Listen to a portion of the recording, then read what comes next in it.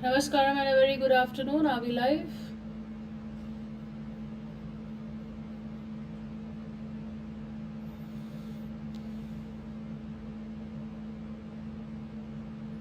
Good afternoon, Anshuman, Nidhi, Sonia, Sakib, Shivam, Devyani, Annapurna, Ayush, Premansh, Astha, Samiksha, Arushi, Iti. Good afternoon. Hello, Rachayita, Abhiram, Kriti, Ananya, Sonal, Bianca, Rajnandani, Pavan, Sharv, Anuj, Sanjana, Pranka, Ashish, Rakesh, Aman, Sushant अर्पित अंशिका हार्दिक क्या हाल चाल है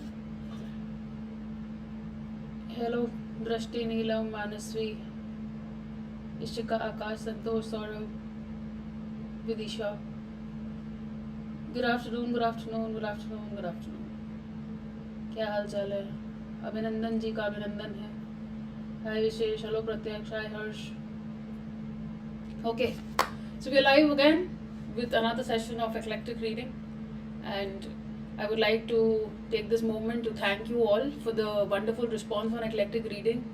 I have said this earlier and I would say this again, that eclectic reading is something that takes a lot of time in the prep.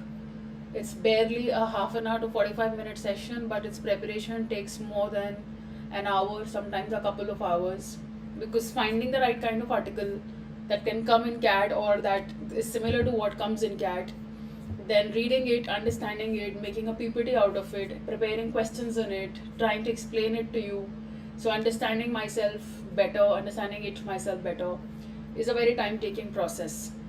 This series, I would like to go back into the past a little. This launched, I came up with this idea simply because a lot of people would walk up to me after the classes, in the offline setup, and tell me how they face trouble in understanding various kinds of passages, and that different kinds of passages were difficult for various kinds of people. So I just hope that this eclectic reading, the endeavor, the entire effort doesn't go into vain. It helps you build your comprehension better, and I just hope that it does the job that it is supposed to do. I didn't get that. Okay. It was Siri, not series. Can you just shut up, Siri? Thank you. So, yeah, let's start the session. Siri got activated because I said series. Let's not do it again. Okay, I think I might have committed a mistake. I was supposed to make a few announcements, but I have missed copying them, have I? Just a second. Oh, yes, I have. Can you give me a moment to make the announcements? Just a second.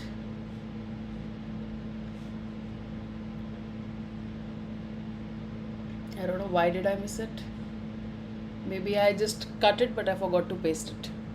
Anyway, I'll quickly tell you that there is a Zero to Zenith batch which is starting on the 25th of May, which is today, if I'm not wrong. Is today the 25th? Wow, how forgetful am I? And you're getting a flat 20% off on all CAT subscriptions from 22 to 26th of May, and you can use code Karishma Live to avail this discount.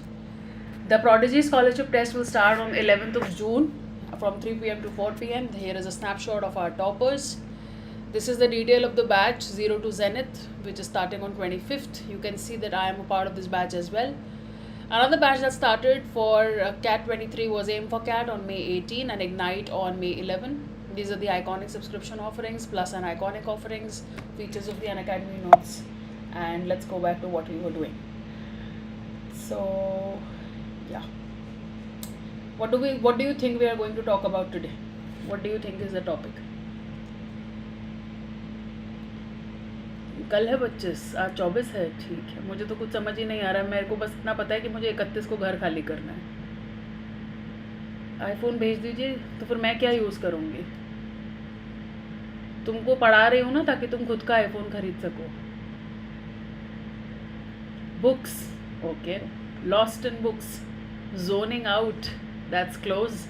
Comprehension, okay. Something definitely related to books and reading, but not very boring. Okay, do you remember the books that you read? Yes or no? You tell me. Okay, Priyanka has read this article already. Books are never boring. Okay, concentration. ठीक है. Zist नहीं, gist. Chalo. Okay, so we're going to talk about how much we remember. Okay.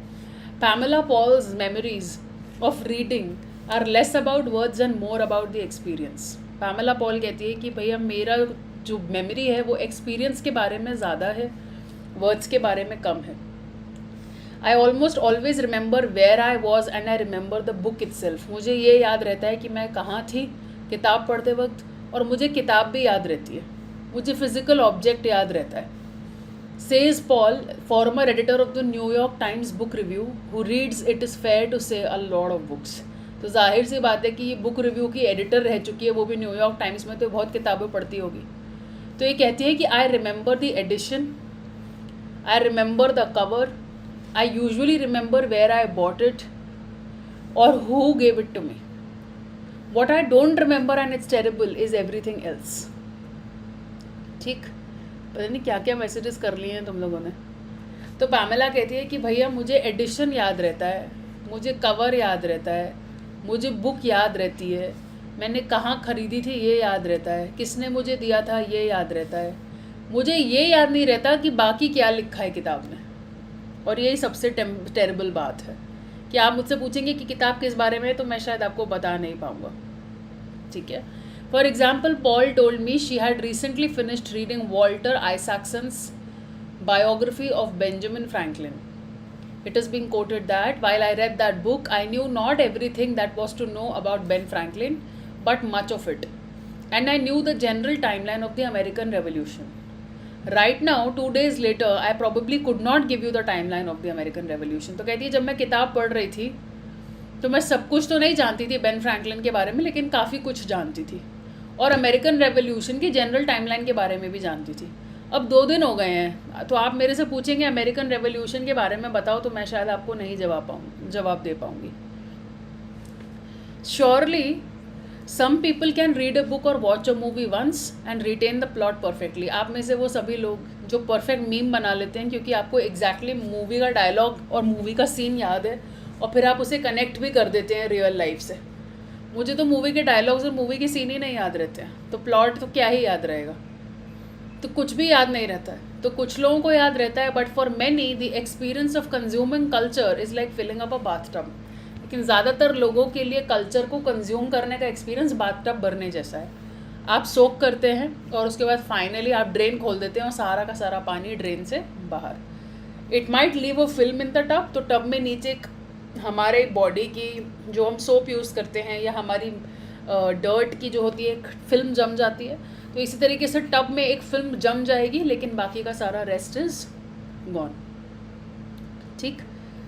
Memory generally has a very intrinsic limitation, says Faria Sana, an assistant professor of psychology at Athabasca University in Canada. It is essentially a bottle neck. ये कहती है कि भाई memory की अपनी खुद की limitations है. कहाँ हैं वो सारे लोग जो चीख के कहते हैं मैम मैं वर्ड पावर मेड ईजी भूल गई हूँ, मैम मैं ग्रामर के रूल्स भूल गया हूँ, मैम मेरे को डीआर का कुछ भी याद नहीं है. तो प्लीज़ आप याद रखिए कि मेमोरी की अपनी लिमिटेशंस हैं, और मेमोरी एसेंशियली एक बॉटल नेक है. The forgetting curve as it is called, it's steepest during the first 24 hours after you learn something. तो सबसे ज़्यादा फॉरगेटिंग कर्व कब शार्प होता है, कब सबसे ज़्यादा स्टीप होता है? 24 घंटे में. एग्जैक्टली आप कितना भूल पाएंगे परसेंटेज वाइज ये वेरी करता है. कोई 50% भूल जाता है, कोई 60% भूल जाता है, कोई 70% भूल जाता है. लेकिन जब तक आप रिव्यू नहीं करेंगे मटेरियल को, much of it slips down the drain after the first day. अगर आपने रिविजन नहीं करा, इसीलिए हम कहते हैं 24 घंटे में रिवाइज करिए, तो सारा का सारा ड्रेन डाउन हो जाता है पहले दिन के बाद, with more to follow in the days after. और जैसे जैसे दिन बीतेंगे और ज़्यादा ड्रेन होता जाएगा, और फाइनली बचेगा क्या? A fraction of what you took in. You will remember only a fraction of what you read. Presumably memory has always been like this. मेमोरी हमेशा से ऐसी रही है, ये हमारा प्रिजम्पशन है. But Jared Horvath, a research fellow at the University of Melbourne, says that the way people now consume information and entertainment has changed what type of memory we value. And it is not the kind that helps you hold on to the plot of a movie you saw 6 months ago. तो हमको ऐसा लगता है, हमारा ये presumption है. Presumption और assumption में फ़र्क क्या होता है? अजम्पशन इज़ कुछ भी मान लेना. प्रिजम्पशन इज़ कि किसी चीज़ के एविडेंस पे बेस मान लेना कि मैंने आज फोरकास्ट में देखा है कि दिल्ली में बारिश बता रहा है और सुबह से ठंडी हवा चल रही है, तो मैं प्रिज्यूम कर रही हूँ कि बारिश होगी. तो मेरा जो प्रिजम्पशन है, it is based on some amount of data और एविडेंस. तो हमारा प्रिजम्पशन है कि मेमोरी हमेशा से ही ऐसी है. लेकिन जैरेड साहब जो यूनिवर्सिटी ऑफ मेलबर्न के रिसर्चर हैं, वो कहते हैं कि जिस तरीके से लोग इन्फॉर्मेशन को कंज्यूम करते हैं और जिस तरीके से लोग एंटरटेनमेंट को कंज्यूम करते हैं, वो वक्त के साथ साथ बदल गया है. और ये इस बात पे डिपेंड करता है कि हम किस तरीके की मेमोरी को वैल्यू करते हैं. और जिस तरीके की मेमोरी को हम वैल्यू करते हैं, वो वैसी मेमोरी बिल्कुल नहीं है जो 6 महीने पहले देखी हुई मूवी का प्लॉट आपको याद रखवाएगी. In the internet age, recall memory the ability to spontaneously call information up in your mind. Recall memory का क्या मतलब है? कि तुरंत इन्फॉर्मेशन को बाहर निकाल लेना अपने मन में खंगाल के. ठीक. Has become less necessary. पढ़ लो, क्या गजनी गजनी मचा रखा है कमेंट्स में, पिट जाओगे. Has become less necessary. It is still good for bar trivia और remembering your to do list, और largely what is called recognition memory is more important. तो अगर इंटरनेट एज की बात की जाए, देखिए जब हम छोटे थे तो हमारे को नंबर याद था. कल मैं अपनी स्लैम बुक देख रही थी because I am packing my stuff. तो 12th स्टैंडर्ड की स्लैम बुक निकली, 17 साल पुरानी. वो 17 साल की पुरानी में नोटबुक में मैंने अपना फ़ोन नंबर लिखा हुआ था 0562394028. मुझे बिल्कुल याद नहीं है कि ये मेरा लैंडलाइन नंबर हुआ करता था, लेकिन उस ज़माने में याद था. और मुझे याद है मेरे पापा की फैक्ट्री का नंबर हुआ करता था 0562752219, 5 डिजिट का नंबर 75219. वो रेड कलर के फ़ोन से यूँ घुमा घुमा के लगाते थे. ठीक. और मेरे 3 दोस्त थे उस ज़माने में, और उन तीनों दोस्तों का नंबर भी मुझे मुँह ज़ुबानी याद था. और तब रिलायंस नया नया आया था और रिलायंस ने ऑल इंडिया फ्री कॉलिंग कर रखी थी. तो मैं उन 3 दोस्तों को फ़ोन करके बात किया करती थी लैंडलाइन से. तो मुझे ये सब याद थे. आप अगर आज मुझसे पूछेंगे कि मुझे कितने दोस्तों का नंबर याद है, तो मेरा जवाब है 1. मुझे सिर्फ एक ही दोस्त का नंबर याद है जिससे मैं सबसे ज़्यादा बात करती हूँ, और उसका नंबर भी मैंने बैठ के डेलिबरेटली रटा है. अदरवाइज़ मुझे किसी का नंबर याद नहीं है. तो जो हमारी रिकॉल मेमोरी है वो लेस नेसेसरी हो गई है. अब हम कुछ भी याद रखने की ज़रूरत नहीं है क्योंकि सब कुछ निकाला जा सकता है. It is still good for bar trivia, remembering your to do list. तो टू डू लिस्ट याद रहती है, बाहर की छोटी मोटी चीज़ें याद रहती हैं, लेकिन रिकग्निशन मेमोरी जो है वो ज़्यादा इंपॉर्टेंट है. As long as you know, so long as you know that information कहाँ पर है और कहाँ कैसे एक्सेस करनी है, तो आपको रिकॉल करने की ज़रूरत ही नहीं है.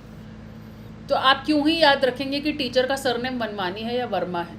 आप हमेशा जाके चेक कर सकते हैं कि करिश्मा टाइप करने के बाद क्या आ रहा है. तो आप में से बहुत सारे लोगों ने तो मुझे कल्पना वर्मा बना ही रखा है. तो क्योंकि इन्फॉर्मेशन अवेलेबल है तो आपको रिकॉल करने की ज़रूरत नहीं है. आप बर्थडेज याद नहीं रखते क्योंकि उसका रिमाइंडर आ जाता है. आप फ़ोन नंबर्स याद नहीं रखते क्योंकि कॉन्टैक्ट्स में सेव्ड हैं. आप इंपॉर्टेंट डेट्स नहीं याद रखते क्योंकि वो भी नोट्स में सेव्ड हैं. आपको कोई फेस्टिवल याद नहीं रखना क्योंकि वो भी गूगल पर अवेलेबल है. तो सब कुछ अवेलेबल है और आपको पता है उसे एक्सेस कैसे करना है, तो आप उसे याद रखने की कोशिश ही नहीं करते. Research has shown that internet functions as a sort of externalised memory. तो इंटरनेट कौन सा फंक्शन सर्व करता है? एक्सटर्नल मेमोरी का फंक्शन सर्व करता है. When people expect to have future access to information, they have lower rates of recall. जब आपको पता है कि हम फ्यूचर में इस चीज़ को एक्सेस कर लेंगे तो आपका रेट ऑफ रिकॉल अपने आप कम हो जाएगा. But even before the internet existed, entertainment products have served as externalise memories for themselves. Internet के पहले एंटरटेनमेंट प्रोडक्ट्स एक्सटर्नल मेमोरीज के जैसे सर्व करते थे. You don't need to remember a quote from a book if you can just look it up. तो आपको पहले लोग याद रखते थे, अंडरलाइन करते थे. आप लोग मुझसे पूछते हैं दोहे कैसे याद हैं. हम अंडरलाइन करते थे, रटते थे, उनको कोट करने की कोशिश करते थे. हमारी टीचर कहती थी कि इनको ऐसे में, निबंध में, स्टोरी में इंक्लूड करेंगे तो नंबर ज़्यादा मिलेंगे. तो हमको ये चीज़ें याद रखनी पड़ती थी. आजकल कोई कंपल्सन ही नहीं है. आप गूगल करते हैं, आर्टिकल लिखने से पहले एक गूगल का टैब खुला ही रहता है. आप उसमें से 50 चीज़ें निकालते हैं. आप एक थिसॉरस भी खोल के रखते हैं, उसमें से सिनोनिम्स निकालते हैं और फिर लिखते जाते हैं. हमारे ज़माने में चीज़ें इतनी आसान नहीं थी तो याद रखना पड़ता था. खैर, इंटरनेट के पहले जब वीडियो टेप्स आ गए तो आप मूवी को दोबारा देख सकते थे VCR पर चलाकर, या फिर टीवी शो को दोबारा देख सकते थे. There is not a sense that if you don't burn a piece of culture into your brain that it will be lost forever. तो ये सेंस जो था कि अगर आपने इसको भी अपने भेजे में नहीं रखा तो ये हमेशा के लिए चला जाएगा, ये सेंस जो था वो धीरे धीरे जाने लगा. फिर आई स्ट्रीमिंग सर्विसेज और आए विकीपीडिया आर्टिकल्स. इंटरनेट ने लोअर कर दिए सारे स्टेक्स कि आप उस कल्चर को याद रखें जो आप कंज्यूम करते हैं, ठीक है। ये रितिका और प्रखर अपनी बकवास यहाँ से लेकर जाओ, ठीक है, और डीएम खेल के वहाँ पे करो। यहाँ पे ये मेरे को दोबारा दिखना नहीं चाहिए, मैं ब्लॉक करवा दूंगी अनअकैडमी से बोल के दोनों की IDs. You send one stupid message or one unnecessary message, you are getting blocked. You make new IDs, I'll get them blocked as well. I just mentioned in the beginning of the session that I have worked very hard for this. You cannot respect it, dafa holo.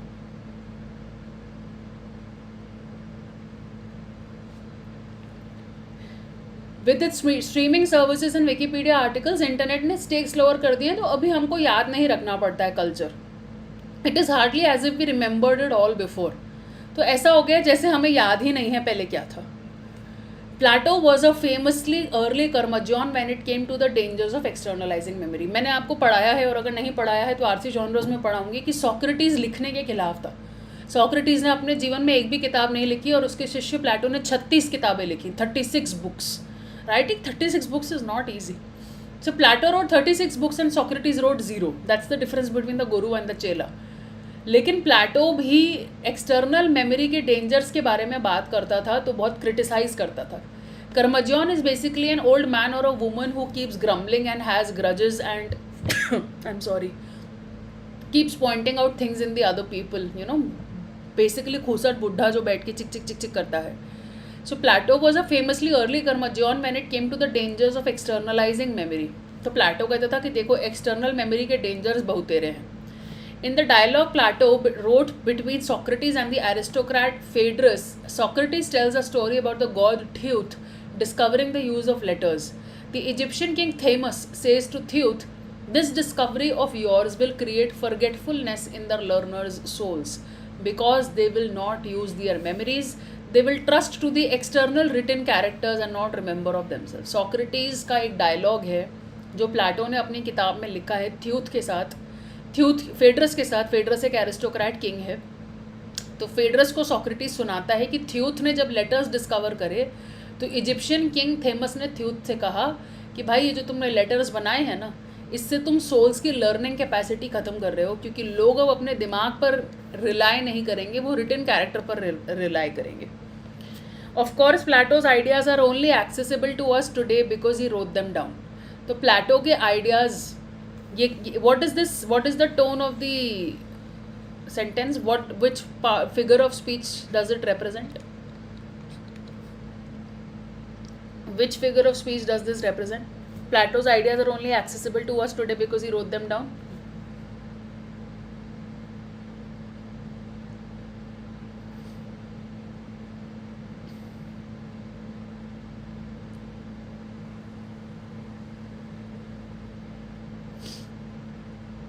Irony, it's an irony कि Plato लिखने के खिलाफ बात कर रहा है, external memory के खिलाफ बात कर रहा है, और खुद उसकी बात हम तक इसीलिए पहुंच पाई है क्योंकि उसने ये बातें लिखी हैं.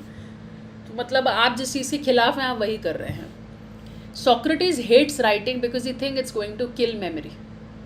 And he is right. Writing absolutely killed memory. But think of all the incredible things we got because of writing. I wouldn't trade writing for a better recall memory ever. तो अगर आपको कोई बोले कि राइटिंग छोड़ दो और हम आपको एक अच्छी मेमोरी दे देंगे, तो क्या आप इसको ट्रेड करेंगे? तो ऑथर कहता है, मैं हॉर्वथ कहता है कि मैं नहीं करूँगा ट्रेड, क्योंकि राइटिंग ने हमें कितना कुछ दिया है लाइफ में. इंटरनेट एक ऐसा ही सिमिलर ट्रेड ऑफ ऑफर करता है. ट्रेड ऑफ पहले पढ़ा चुकी हूँ, exchanging something good for something else which is good. Basically थोड़ा नुकसान थोड़ा फ़ायदा. You can access and consume as much information and entertainment as you want and you won't retain most of it. तो internet भी आपको ऐसा trade off देता है. जी भर कर एक्सेस करिए और जी भर के कंज्यूम करिए, इतना इन्फॉर्मेशन है और इतना एंटरटेनमेंट है कि ख़त्म नहीं होगा. मज़े की बात यह है आपको याद कुछ भी नहीं रहेगा. I watch 100 recipes, I don't remember even one. Every time I have to make them, I go back to the video again, watch it again, or go to the description section, take a screenshot and then make that recipe again. So I have so many recipes available, but none of them I remember by heart. It is true that people often shove more into their brains than they can possibly hold. हम अपने दिमाग में जितना हम hold कर सकते हैं उससे ज़्यादा घुसाते हैं. Last year, Horvath and his colleagues at the University of Melbourne found that those who binge-watched TV shows forgot the content of them much more quickly than people who watched one episode a week. अब ये भी एक और interesting study है. हॉर्वथ ने एक और study करी जिसमें पता चला कि टीवी शोज़ को बिंज वॉच करने वाले ज़्यादा जल्दी भूल जाते हैं बजाय उन लोगों के जो हर एपिसोड एक वीक में देखते हैं. इसलिए याद रहता है क्योंकि आपको अगले एपिसोड तक वो याद रखना पड़ेगा ना. आप में से कितने लोगों ने किसी सीज़न को बिंज वॉच करा है, जब नेक्स्ट सीज़न बाहर आता है अगले साल या 2 साल बाद, तो आप कहते हैं यार पहला सीज़न तो याद ही नहीं है. आपको पहला सीज़न इसलिए याद नहीं है क्योंकि आपने उसे बिंज वॉच किया था. अगर आपने पहला सीज़न रोज़ एक एपिसोड या हफ्ते में एक एपिसोड देखा होता तो आपको याद रहता, क्योंकि आप अपने दिमाग पर जोर डालते कि वो अगले सीज़न तक नहीं तो कम से कम अगले एपिसोड तक तो याद रहे. Right after finishing the show, the binge watchers scored the highest on a quiz. जब शो के तुरंत बाद क्विज हुआ तो बिंज वॉचर्स जीत गए, उनका बहुत अच्छा स्कोर आया. 140 दिन बाद फिर से टेस्ट हुआ, तब उनका स्कोर वीकली व्यूअर से कम था. और उन्होंने ये भी कहा कि उन्होंने शो में उतने मज़े नहीं लिए जितने कि उन लोगों ने लिए जो कि डे बेस पे या वीकली बेसिस पे देखते हैं. तो डे बेसिस पे देखने से या वीकली बेसिस पे देखने से एक तो मज़ा आता है, प्लस आपको याद रहता है. People are binging on the written word too. अब लोग रिटन वर्ड पे भी बिंज करते हैं. 2009 में average American 1 lakh words a day पढ़ता था, तब भी जब वो सारे के सारे रीड ना कर रहा हो. रीड ना कर रहा हो का मतलब है कि you are at least coming across them. You are coming across, let's say, 2800 words in today's YouTube session. Then you will come across another 2000 words in today's RC class. तो 5000 वर्ड तो यही हो गए, प्लस आप सारा दिन पढ़ रहे हो तो कर करके पता नहीं कितने 20, 25, 30 हज़ार वर्ड्स हो जाया करते होंगे. लेकिन आप सारे के सारे वर्ड्स रीड नहीं करते, आपको हर चीज़ याद नहीं रहती. It is hard to imagine that is decreased in the 9 years since. In binge reading disorder, which is an article published by Nikita Bakshani, it analyzes the meaning of this statistic. Reading is a nuanced word, but the most common kind of reading is likely a consumption. तो कहता reading जो है ना वो काफ़ी detailed word है, वो ऐसे सिंपल वर्ड नहीं है. लेकिन रीडिंग का अक्सर जो मीनिंग होता है वो होता है कंज्यूम करना. जब हम पढ़ते हैं, वेयर वी रीड, इंटरनेट पर खासकर, तो हम सिर्फ इन्फॉर्मेशन ले रहे होते हैं. लेकिन इन्फॉर्मेशन, नॉलेज तब तक नहीं बनती है जब तक वो भेजे में ठहरती नहीं. मैंने आपसे बोला आपको डोसा बनाने आता है, आपने बोला हाँ आता है. मैंने बोला अच्छा बता कैसे, तो आपने बोला यूट्यूब पे देख के बताऊंगा. तो मैं क्या बोलूँगी, आपके पास नॉलेज है या नहीं है? मैं कहूँगी आपके पास इन्फॉर्मेशन है, नॉलेज नहीं है. अगर आपके पास नॉलेज होता तो आपको रेसिपी मुँह ज़ुबानी याद होती along with tips and tricks on how to avoid a bad dosa. But because you took it from somewhere, you acquired the information, you consumed it, you used it and you forgot it. It is information, it cannot be called as knowledge, because in knowledge का मतलब है जो चीज़ आपके दिमाग में टिक जाए. हाँ, ऐसे ही करा करो. 2 दिन में मनी हाइस्ट देखो और उसके बाद बोलो कैट नहीं क्रैक हुआ और हम बर्नआउट हो गए हैं और हम डीमोटिवेट हो गए हैं. हाँ ऋषिकेश, इंडिया में कोई रिसर्च नहीं होती, क्या करें. Horvath puts it, it is the momentary giggle and then you want another giggle. Giggle is हंसना. It is not about actually learning anything. It is about getting a momentary experience to feel as though you've learned anything. आपने एक YouTube video देखा और उसके बाद ये momentary experience feel करके आपको लगा आपने कुछ सीखा और बात आप आई गई होगी, बात आप भूल गए, हंसे और फिर ऐसा लगता है कि एक और बार हंस लेते हैं. तो आप कॉमेडी देखते हैं, आप सीरियल्स देखते हैं, आप अलग अलग तरीके की शोज़ देखते हैं, लेकिन ये एक मोमेंटरी एक्सपीरियंस है. आपको लगता है आप कुछ सीख रहे हैं लेकिन सीख ही नहीं रहे हैं. ठीक है, कोई बात नहीं आशुतोष, मैं मजाक कर रही थी बट मैं भूल गई थी कि तुम्हें जोक समझ नहीं आते हैं. I am sorry, I will be more careful. This lesson from this his binge watching study is that if you want to remember the things you watch and read, space them out. ठीक, तो the lesson from this study is कि अगर तुम चीज़ों को याद रखना चाहते हो, ठीक है, या फिर चीज़ों को जिनको देखते हो या पढ़ते हो याद रखना चाहते हो, तो उनको स्पेस आउट करो, उनको सबको इकट्ठा मत करो. ठीक है, बिंज वॉचिंग और बिंज रीडिंग मत करो. I use to get irritated in school when an English class syllabus would force us to read only 3 chapters a week. But there was a good reason for that. Memories get reinforce the more you recall them. कौन उस दिन मुझे बोल रहा था कि बाकी teachers एक दिन में 6 घंटा क्लास लेते हैं, उनका कुछ नहीं जाता, तुम्हारा इसमें घाटा. वो 6 घंटा क्लास लेते हैं लेकिन तुम कितना रिटेन कर पा रहे हो एक दिन में? एक दिन में एक ही क्लास बहुत है. अगर आप 6-6, 7-7 घंटा एक ही दिन में पढ़ रहे हैं, बिंज वॉचिंग कर रहे हैं या बिंज स्टडिंग कर रहे हैं, तो आपको अगले दिन वो कुछ याद नहीं रहेगा, आप उसके क्वेश्चंस नहीं सॉल्व कर पाएंगे. बिकॉज तब आप कॉन्सेंट्रेट नहीं कर पा रहे हैं, आपकी मेमोरी में कुछ नहीं जा रहा है, आपके पास प्रैक्टिस करने का टाइम नहीं है। इसलिए पढ़ने का सही तरीका, याद रखने का सही तरीका है कि आप उन्हें स्पेस आउट करिए। तो स्कूल में जब 3 चैप्टर पढ़ाते थे एक हफ्ते में तो मुझे इरिटेशन होती थी, ऑथर कहता है, लेकिन उसके पीछे एक रीज़न था। मेमोरी री इन्फोर्स होती है जब आपको वो चैप्टर याद करने पड़ते हैं अगले हफ्ते और रिकॉल करने पड़ते हैं। अगर आप पूरी बुक एक स्ट्रेच में पढ़ जाते हो एयरप्लेन में बैठे बैठे, तो आपकी जो स्टोरी है वो सिर्फ आपकी वर्किंग मेमोरी में रहती है, आप उसको ऐसी जगह मेमोरी में स्टोर नहीं कर रहे जहाँ से आप उसे रीएक्सेस कर सकते हैं। And I'll tell you, I read this book Avaran when I was in Switzerland, and I finished the book on the trip. So there were trains between Switzerland and Paris to Amsterdam, and so on and so forth. तो वो bullet trains में मैंने वो किताब ख़त्म कर दी थी 8 दिन में। मुझे वो किताब बिल्कुल याद नहीं है, मुझे बस इतना याद है कि मैंने वो किताब एंजॉय की थी और वो लगभग इस चीज़ के बारे में थी, और मुझे उसके टाइटल से याद है कि वो एक कन्नड़ ऑथर की इंग्लिश ट्रांसलेशन है। SL Bhyrappa was the name, I remember. But like Pamela says, मुझे बुक कहाँ पढ़ी थी, कैसे पढ़ी थी, बुक का कवर ब्लैक था, एट्सेट्रा ये चीज़ें याद है, लेकिन बुक की एक्चुअल स्टोरी याद नहीं है, क्योंकि मैंने उसको वर्किंग मेमोरी में रखा, क्योंकि मैंने वो 8 दिन में यूँ ही ख़त्म कर दी स्ट्रेच में पढ़ के। ट्रेन में बैठे बुक बाहर, ट्रेन में बैठे बुक बाहर, प्लेन में बैठे बुक बाहर, स्टोर पे बैठे बुक बाहर। तो क्योंकि वो मेरी वर्किंग मेमोरी का हिस्सा थी तो वो इतनी डीप गई ही नहीं कि मैं उसे री एक्सेस कर सकूँ। Sana says that often when we read there is a false feeling of fluency. जब हम पढ़ते हैं तो हमारे अंदर एक फीलिंग ऑफ फ्लुएंसी रहती है, ठीक है। लंदन वंडन नहीं गई हूँ मैं, एक रूम से दूसरे रूम का सफ़र मेरा हुआ करता था जब मैं आपकी उम्र में थी, पर धीरे धीरे हमने मेहनत करके थोड़ा कमा लिया तो हम थोड़ा घूम लिए। मुझे उम्मीद है कि आप भी खूब कमाएंगे, खूब पढ़ेंगे और खूब घूमेंगे। Reading and travelling are 2 things that you must do. They make you grow. When you travel you realize how small and insignificant you are.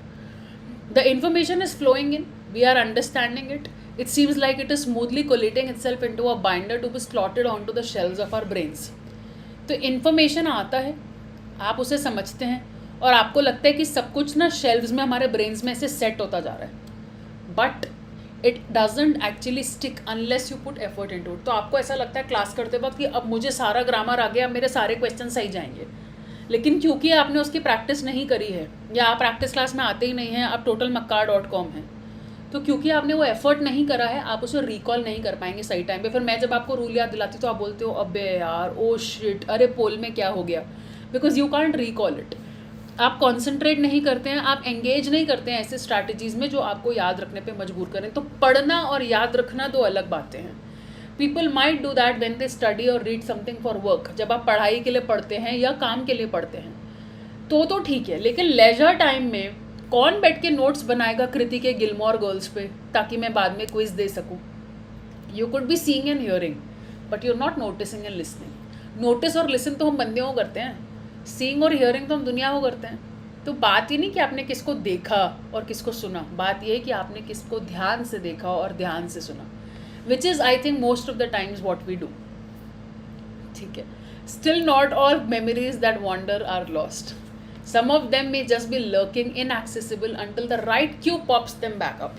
सारी की सारी मेमोरीज नहीं लॉस्ट होती हैं, कुछ मेमोरीज ऐसे ही घूम रही होती है हमारे सबकॉन्शियस माइंड में और इनएक्सेसिबल रहती हैं तब तक जब तक सामने वाला हमें खट से कोई एक क्यू देकर पॉपअप नहीं करा देता।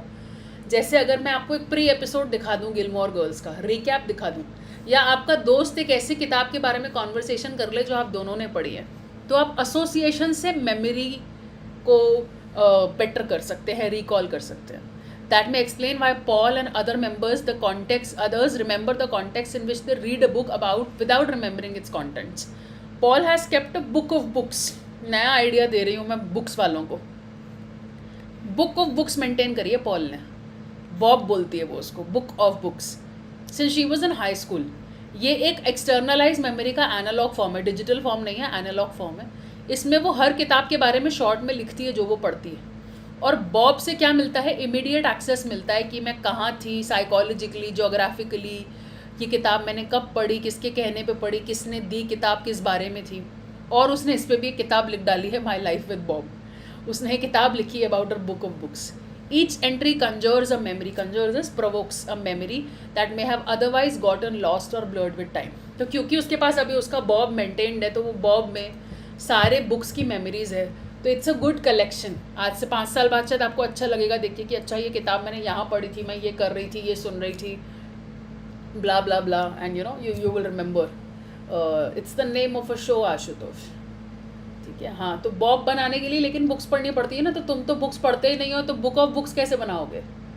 तुम्हारे बॉब का मतलब होगा बुक्स ऑफ बकर, तुम अपनी सारी बकर उसमें कंपाइल कर सकते हो। मुझे बहुत अच्छा लग रहा है। आज हम शगुन के 111 बच्चे हैं, अभी एक आधा विकेट गिर जाएगा, बट कोई बात नहीं, बढ़िया लग रहा है। In a piece of the New Yorker called The Curse of Reading and Forgetting, Ian Crouch writes, reading has many facets, one of which might be the rather indescribable and naturally fleeting mix of thought and emotion and sensory manipulations that happen in the moment and then fade. कहते हैं कि भाई reading के बड़े सारे facets हैं जिसको आप डिस्क्राइब नहीं कर सकते हैं। Fleeting is something that disappears, goes away. Thought है, इमोशन है, सेंसरी मैनिपुलेशंस हैं जो मोमेंट में होते हैं और फिर फेड हो जाते हैं। How much of reading then is just a kind of narcissism. एक तो ये नार्सिसिज्म वर्ड इतना कॉमन हो गया, हर कोई चेपे पड़ा है। तो ऑथर कहता है कि जब रीडिंग सिर्फ एक mix of thought, emotion, sensory manipulation है जो थोड़े टाइम के लिए एक्सपीरियंस करते हैं और फिर गायब हो जाता है। देखो 110 होगा, मैंने कहा था विकेट गिरेगा, मेरी नज़र लग जाती है मेरी ऑडियंस को। तो फिर रीडिंग किसी तरीके का नार्सिसिज्म नहीं है, ये दिखाता है आपको कि आप कौन थे और आप क्या सोच रहे थे जब आपने कोई टेक्स्ट से आपका आमना सामना हुआ। To me, it doesn't seem like narcissism to remember life's seasons by the art that filled them. Author कहता है कि मेरे लिए नार्सिसिज्म नहीं है लाइफ के सीज़न को उस आर्ट से याद रखना जिससे उसने उसको भर दिया था। रोमांस नॉवेल्स का स्प्रिंग याद रखना, ट्रू क्राइम का विंटर याद रखना। ये ट्रू है कि कंज्यूम कल्चर जब हम करते हैं तो हम एक मेंटल लाइब्रेरी बनाना चाहते हैं जिसमें से हम कभी भी बुक निकाल कर अपनी इन्फॉर्मेशन को एक्सेस कर सकें। लेकिन अगर आप ऐसा करना चाहते हैं तो आप डिसअपॉइंट होंगे। Books, shows, movies and songs are not files we upload to our brains, they are part of the tapestry of life woven in with everything else. तो बुक हो, शो हो, मूवी हो या सॉन्ग्स हो, ये कोई ऐसा फाइल नहीं है कि आपने डाल दी अपने ब्रेन में और बस अब आपको याद हो जाएगी। वो आपकी लाइफ की टैपेस्ट्री का पार्ट हैं और वो हर चीज़ के साथ घुले मिले हुए हैं। एक डिस्टेंस के साथ अगर आप देखेंगे तो उसका एक सिंगल थ्रेड देखना मुश्किल है, लेकिन वो सबका सब वहाँ मौजूद है।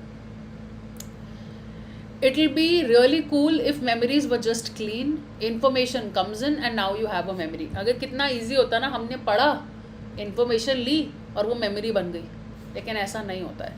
In truths all memories are everything. So memories are not just information, they are so much more than that. Question number 1 ये रहा आपकी स्क्रीन पर।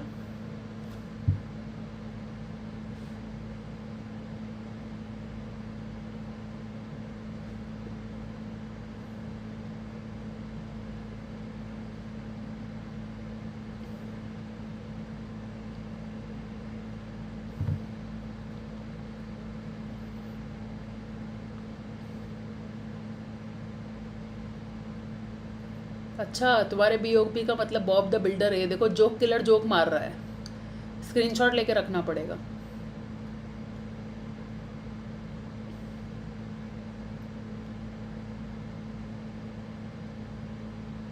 एंटी नजर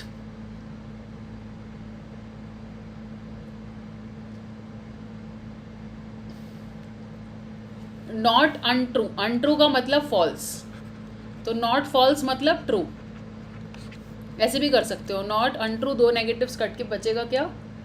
true. Whatever we learn is retain the best in the memory for 24 hours. नहीं, forgetting curve is the steepest in the first 24 hours. सबसे ज़्यादा भूलते हैं। कितना परसेंटेज है ये वैरी करता है, लेकिन सबसे ज़्यादा भूलना 24 घंटे में होता है और उसके बाद और बढ़ता जाता है। राइटिंग निमोनिक नहीं है, writing is something that makes us forget. मुझे पता है मैं कोई चीज़ लिख सकती हूँ तो मैं उसे याद रखने का जतन नहीं करूँगी। रिविजन से रिटेंशन आसान हो जाता है, जैसे रिकैप देख लेना, दोस्त से डिस्कस कर लेना या फिर 24 घंटे में रिवाइज कर लेना। माइंड्स को लाइब्रेरी बनाकर यूज़ करना और इन्फॉर्मेशन स्टोर करना पॉसिबल नहीं है। You are in for a disappointment, ये लिखा है, you are likely to be disappointed. Bibliotheca is a library. So answer होएगा सी, न ए न बी न डी। हो गए सब होशियार। Which of the following is a suitable title for the above passage? बूझो तो जाने। What kind of question is this? What kind of question is this?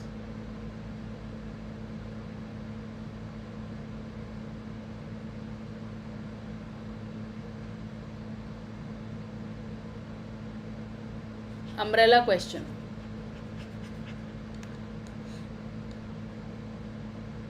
So retention has never been easy. It's still not easy, but the passage is not just about retention being easy or tough. So it is slightly, I would say, diverting from the main issue. Why we forget most of the books we read seems like a decent answer.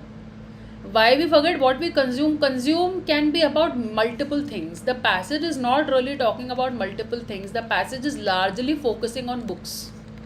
Gilmore Girls and movie are one of the secondary ideas given in the passage. Consuming में it could be songs, it could be movies, it could be books, it could be syllabus, it could be anything. But we are more concentrating on books, so this is more specific, and I would say B is better than C. If I remove B, C could be the answer. Conundrum is a dilemma. The dilemma of reading and writing. There are no writing dilemmas, by the way. No reading dilemmas, etc. either. It's just about reading and not being able to memorize. So B is better than C, and this is also the original title of the article. Why we forget most of the books we read from the Atlantic. You can use code Karishma Live for getting a 20% discount these days on Unacademy. Okay. I would also take a moment to tell you that we are starting with RC Genres course on Sunday at 7 p.m. Okay. It's a fantastic course that will help you understand various genres of psychology, philosophy, politics, economics, a few current affair topics, and so on and so forth.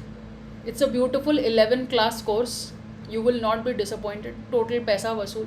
तो आइए, बड़े पैमाने पर पढ़ाई होगी और मज़े भी होंगे. इसके अलावा क्रिटिकल रीजनिंग का एक प्रैक्टिस कोर्स स्टार्ट हो रहा है 30 को दोपहर को 12 बजे से 1:30 बजे तक. इसकी 4 ही क्लासेस हैं, तो हम 6 घंटा प्रैक्टिस करेंगे, 6 आवर्स. ठीक है. This is another new course which is starting. अगर आप नए बच्चे हैं और आपने ग्रामर कवर नहीं करा है, तो 1 जून से शाम को 7:30 बजे ऑल्टरनेट डेज RC जॉनर्स के साथ चलने वाला है ग्रामर का कोर्स. पिछली बार जो ग्रामर हमने करी है वो 20 क्लास में कवर करी है. इस बार हम 12 क्लास में करेंगे, क्योंकि हम प्रैक्टिस नहीं थ्योरी कवर करेंगे. तो ये ना पूछें कि 12 और 20 में क्या फ़र्क है, क्वेश्चंस का फ़र्क है. तो आप थ्योरी इसमें पढ़ लीजिए मेरे साथ, और प्रैक्टिस आप पुराने PDF से कर सकते हैं. कोई शक शंका सवाल हो तो टेलीग्राम के ग्रुप पर राब्ता कायम करें. अपना ध्यान रखें. इंशाल्लाह दोबारा मुलाकात होगी बड़े पैमाने पर संध्या काल 7:30 बजे. तब तक के लिए ध्यान रखें, पढ़ते रहें, याद रखें किताबों को भी और किताबें पढ़ाने वालों को भी. धन्यवाद.